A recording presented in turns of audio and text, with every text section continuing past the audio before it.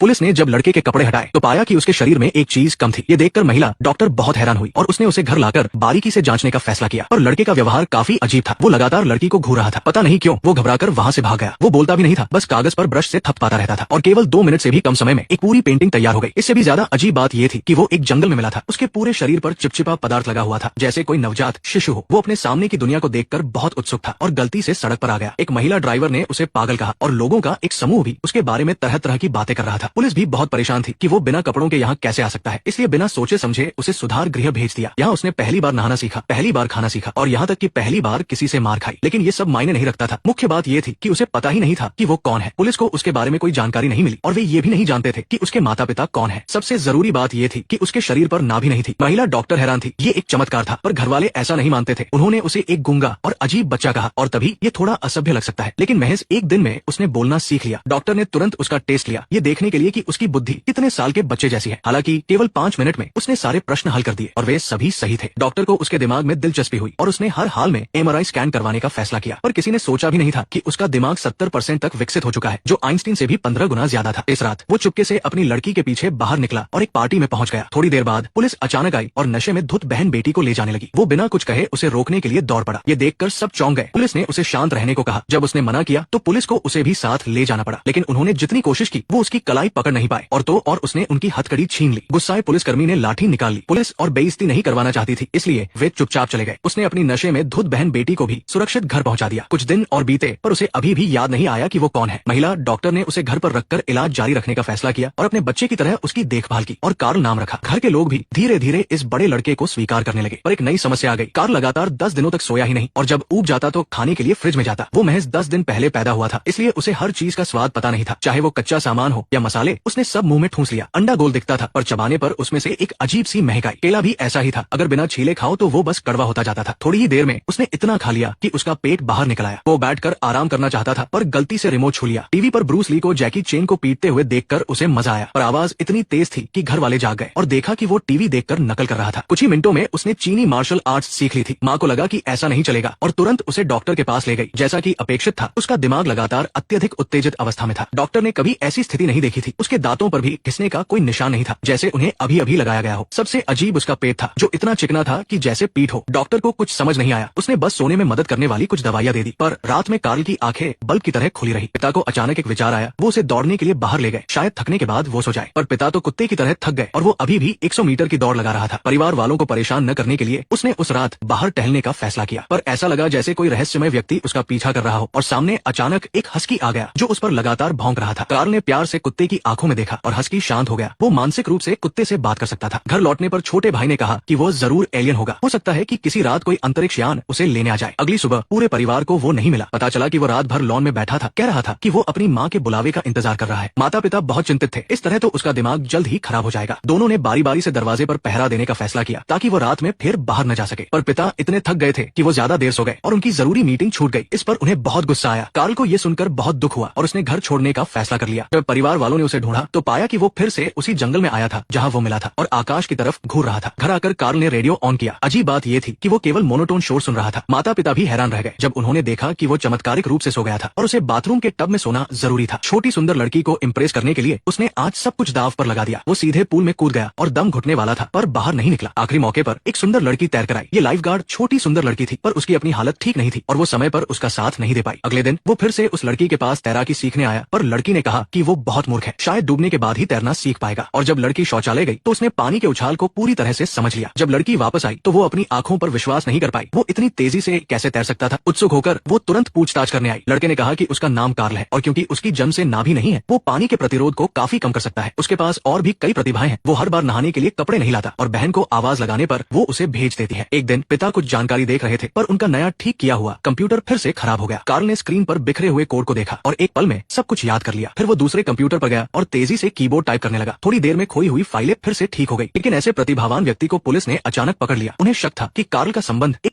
मामले से है, क्योंकि जंगल में एक था जो कार्ल के मिलने की जगह से 10 मीटर से भी कम दूरी पर था और पास में एक खास प्रतीक वाला कार भी मिला था। माँ ने कहा कि कार्ल को अभी कुछ याद नहीं है, इसलिए वो मदद नहीं कर पाएगा और उसे अमेरिकी ड्रामा देखने के लिए कमरे में भेज दिया। पर टीवी का सिग्नल अचानक चला गया और उसने तुरंत निर्देश पुस्तिका निकाली। 5 सेकंड में उसे जल्दी से पढ़ा और फिर उसे पता चला कि एंटीना में समस्या है। घर में सीढ़ी नहीं थी, इसलिए वो बिना सहारे के दूसरी मंजिल की छत पर चढ़ गया और टूटे हुए एंटीना को जोड़ दिया। तभी उसने देखा कि पड़ोस की लड़की वापस आ गई है। वो उससे बात करने के लिए इतना उत्सुक था कि वो छत से सीधे कूद गया, जिससे लड़की डरकर सड़क के किनारे कचरे के ढेर में भाग गई। कार्ल ने कहा कि उसके पास बताने के लिए एक अच्छी खबर है। परिवार ने उसके लिए एक नया कमरा तैयार किया है और एक अनोखा बिस्तर भी दिया है। लेकिन जब माँ कमरा ठीक कर रही थी तो उन्होंने देखा कि कार्ल ने कई पेंटिंग बनाई थी और जब उन्हें एक साथ जोड़ा तो वो रहस्यमय विशेष प्रतीक बन गया।